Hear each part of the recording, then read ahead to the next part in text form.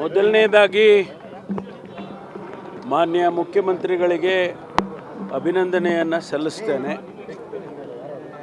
ಕಳೆದ ಬಾರಿ 3,71,000 ಕೋಟಿ ಇದ್ದ ಬಡ್ಜೆಟನ್ನು 4,09,000ಕ್ಕೆ ತೆಗೆದುಕೊಂಡು ಹೋಗಿದ್ದಾರೆ. ಅದು ಸಾಮಾನ್ಯ ಅಂತೇಳಿ ನಾನು ಅಂದ್ಕೊಳ್ಳೋದಿಲ್ಲ. ಅದರ ಜೊತೆಗೆ ಇವತ್ತು ಅವರು ಕೊಟ್ಟಿರ್ತಕ್ಕಂಥ 16ನೇ ಬಡ್ಜೆಟ್ಟು ಅವರ ಜೀವನದಲ್ಲಿ ಇದು ಒಂದು ಮೈಲಿಗಲ್ಲು ಅಂತ ಹೇಳಿ ನಾನು ಈ ಸಂದರ್ಭದಲ್ಲಿ ಹೇಳ್ತೇನೆ. ಹಾಗೆ ಒಂದು ಸಮತೋಲನವಾದ ಬಡ್ಜೆಟನ್ನು ಕೊಟ್ಟಿದ್ದಾರೆ. ಇನ್ಫ್ರಾಸ್ಟ್ರಕ್ಚರ್ ಮೇಲೆ, ನೀರಾವರಿಯ ಮೇಲೆ, ಸಮಾಜ ಕಲ್ಯಾಣದ ಮೇಲೆ ಮತ್ತು ಎಲ್ಲ ಇಲಾಖೆಗಳಿಗೂ ಕೂಡ ನ್ಯಾಯವನ್ನು ಒದಗಿಸ್ತಕ್ಕಂಥ ಕೆಲಸವನ್ನು ಮಾಡಿದ್ದಾರೆ. ಅದರ ಜೊತೆಗೆ ಪ್ರಯಾರಿಟಿ ಸೆಕ್ಟರ್ಸು ನಮ್ಮದೇನಿದೆ, ಇನ್ಫ್ರಾಸ್ಟ್ರಕ್ಚರು ಮತ್ತು ನೀರಾವರಿ, ಈ ಎಲ್ಲದಕ್ಕೂ ಕೂಡ ಕೈಗಾರಿಕೆಗೆ ಇದೆಲ್ಲದಕ್ಕೂ ಕೂಡ ಹೆಚ್ಚು ಒತ್ತನ್ನು ಕೊಟ್ಟಿರ್ತಕ್ಕಂಥದ್ದು.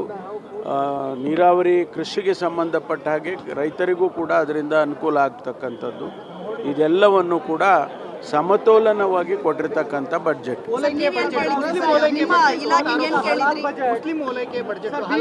ಅಲ್ಲ, ಎಲ್ಲರಿಗೂ ನೋಡಿ, ಮುಸಲ್ಮಾನರು ಸಮಾಜದಲ್ಲಿ ಸುಮಾರು 18% ಜನಸಂಖ್ಯೆ ಇದೆ.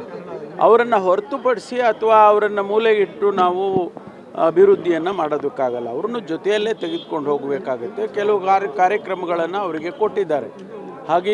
ಹಾಗಂತ ಹೇಳಿ ಅವರಿಗೆ ಓಲೈಕೆ ಮಾಡಿದ್ದಾರೆ ಅನ್ನುವಂಥದ್ದು ತಪ್ಪು.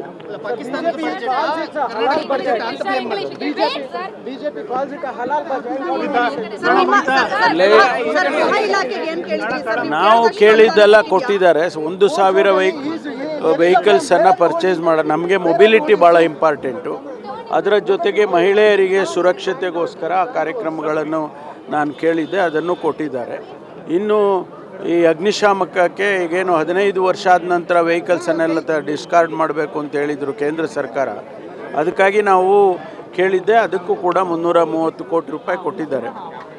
ಇನ್ನೂ ನನಗೆ ಎಷ್ಟು ಕೊಟ್ಟರೂ ಸಾಲದಿಲ್ಲಲ್ಲ ನಮಗೆ. ಆದರೆ ಖಂಡಿತವಾಗಿ ನಾವು ಕೇಳಿದ್ದನ್ನೆಲ್ಲ ಕೊಟ್ಟಿದ್ದಾರೆ. ಸಾಲದ್ದು ಏನು ಹೆಚ್ಚು ಆಗಿಲ್ಲ. ಕಳೆದ ವರ್ಷ ಏನು ಸಾಲ 1,50,000 ಕೋಟಿ ಇದ್ದು, ಇನ್ನೊಂದು 5,000 ಕೋಟಿ ಹೆಚ್ಚಾಗಿದೆ ಅಷ್ಟೇ. ಹೆಚ್ಚು ಸಾಲವನ್ನು ಮಾಡೋದಕ್ಕೆ ಹೋಗಿಲ್ಲ. ಯಾರು ಹೇಳಿದ್ದು? ಅವ್ರು ಹೇಳಿದ್ರೆ ಆಗುತ್ತಾ? ಗ್ಯಾರಂಟಿ ನ್ಯೂಸ್, ಸುದ್ದಿ ಖಚಿತ, ನ್ಯಾಯ ನಿಶ್ಚಿತ.